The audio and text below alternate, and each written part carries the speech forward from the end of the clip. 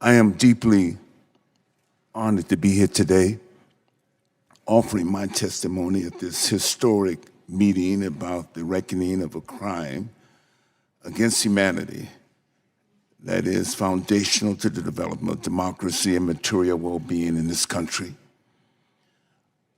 A national reparations policy is a moral, democratic, and economic imperative. I sit here as the great-grandson of a former slave, Mary Brown, who was freed by the Emancipation Proclamation on January 1st, 1863. I had the fortune of meeting her as a small child. I also sit here as the grandson of Reese Mae Huntley and Rufus Mack Huntley.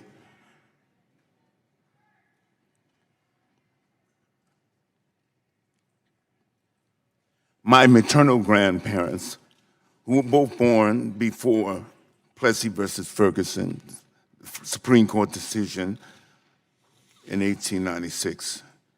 And for a significant portion of their lives, they worked as sharecroppers and tenant farmers in rural Georgia until they were able to save enough money to purchase a small farm. They were subsistence farmers. Despite much progress over the centuries, this hearing is yet another important step in the long and heroic struggle of African Americans to secure reparations for the damages inflicted by enslavement and post-emancipation and racial exclusionary policies.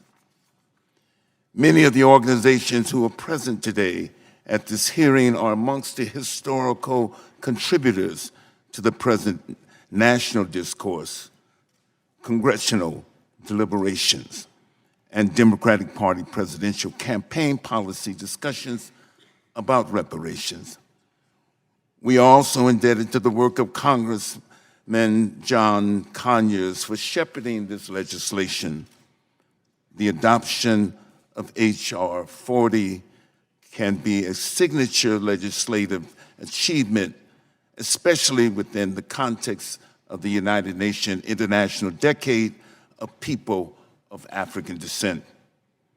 We should also note that the Common Market Nations and the Caribbean Community, CARICOM, Reparations Commission, chaired by Professor Sir Hilary Beckles, who is here with us today, has exercised a leadership role from which we as a nation can benefit.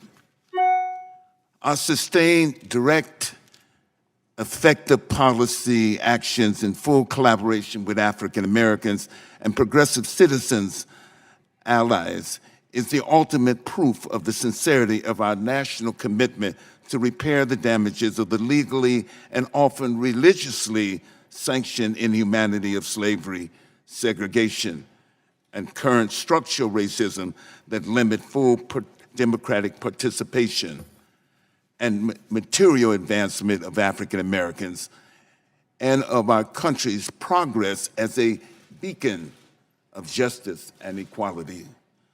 So I call on all of the elected public officials in the Congress to demonstrate your commitment in action today and stand forth with Congresswoman Sheila Jackson Lee and co-sign H.R.